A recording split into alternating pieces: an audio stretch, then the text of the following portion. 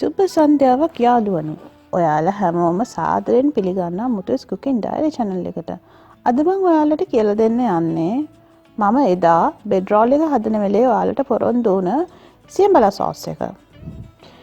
ඒක සාදා ගන්න අපිට අවශ්‍ය වෙනවා සියඹලා ග්‍රෑම් 200යි, රටඉද ග්‍රෑම් 200යි, කිතුල් හකුරු ග්‍රෑම් 200යි, කොත්තමල්ලි ඇට තේ හැඳි 1යි, මහදුරු ඇට තේ හැඳි 1යි, සූදුරු ඇට තේ හැඳි 1යි, ඉඟුරු කුඩු තේ හැඳි 1යි, ලුණු කුඩු තේ හැඳි 1යි. ඊට අමතරව අපිට ඕන වෙනවා වතුර කෝප්ප 2ක්.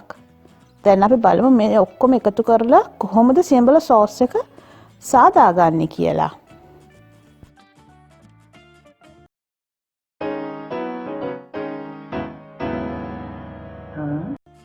කටපළල් භාජනයක් ලිප තබා එයට පොතු සහ ඇට ඉවත් කරගත් සියඹලා එකතු කරන්න.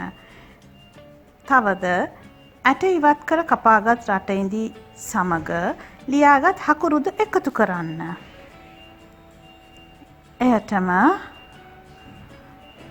වතුර කෝප්ප 2ත් එකතු කරන්න. පසුව සියල්ල ලී හැන්දක් ආධාරයෙන් හොඳින් මිශ්‍ර කරන්න.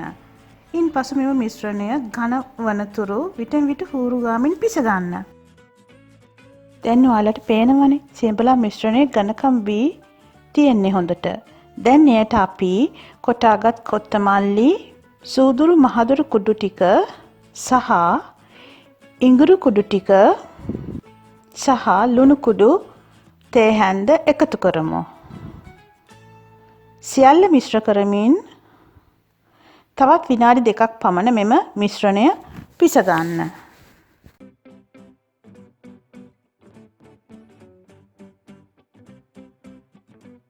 මේ තියෙන්නේ අපි සාදාගෙන නිවෙන්නට තිබූ සියඹලා මිශ්‍රණය. දැන් අපි මේක මෙහෙම ග්‍රයින්ඩර් කප් එකකට දමාගෙන මේ වතුර කෝප්පයත් එකතු කර හොඳින් ග්‍රයින්ඩර් කරගන්නයි යන්නේ. අපි බලමු කොහොමද අවසාන ප්‍රතිඵලය ලැබෙන්නේ කියලා. අපි සාදාගත් සියඹලා මිශ්‍රණය ග්‍රයින්ඩරේ දමා හොඳින් බ්ලෙන්ඩ් කරපු පසු ලැබුණු අවසාන ප්‍රතිඵලය තමයි මේ. හොඳ තික් සෝස් එකක් අපිට ලැබිලා තියෙනවා. මේක තමයි අපේ සියඹලා සෝස් එක නැත්තම් ටැමරින් සෝස් එක. ඔන්න මම පොරොන්දු ඉෂ්ට කළා ඔයාලට. එහෙනම් ආයිමත් මේ වගේ ලස්සනම රස රෙසිපි එකකින් හමු වෙමු. එතකන් ඔයාලා හැමෝටම ආයිබෝවන්.